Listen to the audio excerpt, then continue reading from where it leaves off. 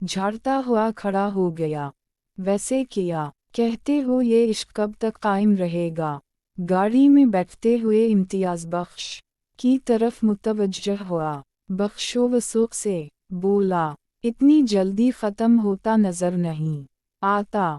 कम बख़त बल्ला की खूबसूरत और मासूम है। आज सुबह लॉन में नमाज पढ़ रही थी, फिर वहीं टहलती रही। दो पिटा भी सर से नहीं सरकने देती। पता नहीं एक गैंगस्टर के हाथ कैसे चढ़ गई। रुखसार ने ख्याल जाहिर किया, ऐसी लड़कियां हद दर्जा की शौहर परस्त होती हैं। खुद से तो उसने भी तलाक नहीं मांगना, वो अपने हवासों में कब है। बाकर ने कहा लगाया, देखते नहीं किस तरह 10 बजते ही भाग पड़ा है, जबकि वो नमाज़न दरवाजे से निकलने तक वहीं खड़ी कबीर दादा की तरफ मुतवज्जह रही। दादा भी बार नार मुड़कर ऐसे देख रहा था जैसे मजनू लैला को देखा करता था।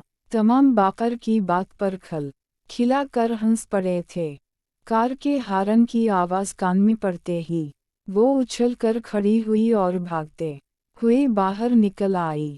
डराई नगरूम के दरवाजे से निकलते ही इसकी नज़र सेमिनट की रविश पर रुकती हुई सूस की कार पर पड़ी और उसकी खुशी एक दमानत पड़ गई थी।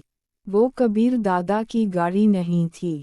यूं भी वो अकेली कार में सफ़र नहीं किया करता था। वो वापस मरने ही लगी थी कि दरवाज़ा खोलकर तवील कामत कबीर दादा कार से बरामद हुआ। इसके मायूसी भरे चेहरे पर तबस्सुम नमूदार हवा और वो वहीं जम गई। कबीर दादा ने भी उसे देख लिया था। कार से बाहर निकलकर वो जानबूझकर इससे अनजान बनता हुआ चौकीदार को मुखातिब हो गया, कार गैराज में खड़ी करवा दो। जी दादा की कर चौकीदार ड्राइवर को बुलाना चल पड़ा। वो दरवाजे की तरफ बढ़ गया जहां तनाविश चेहरे पर तबस्सुम बखीरे खड़ी थी। आ गए आप? इस के करीब पहुंचते ही वो कबीर दादा के बाजू से चमट गई। कहा था ना कि तुम्हारे रोमांस झाड़ने से मुझे कौफत होती है। मुलाजिमीन के सामने मना किया था ना। शोखी भरे लहजे में कहते हुए वो उसके बाजू से चमटी रही। कॉलेज की यूनिफॉर्म क्यों पहनी हुई है और कपड़े नहीं हैं? कबीर दादा को मालूम था कि वो बाज नहीं आएगी, इसलिए मौजू तब्दील कर दिया। क्यों नहीं है मगर मेरी सहेलियों कहती हैं कि ये लिबास मुझ पर ज़्यादा सजता है और इन कपड़ों में ज़्यादा खूबसूरत नज़र आती हूँ, बस उसी लिए पहन लिए।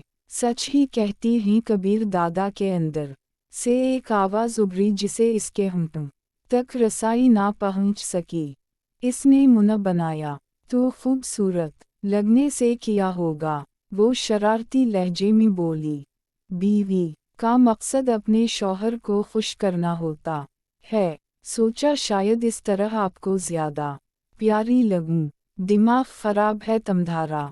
वो तो है, अगर ख़राब ना होता तो आपसे प्यार करती।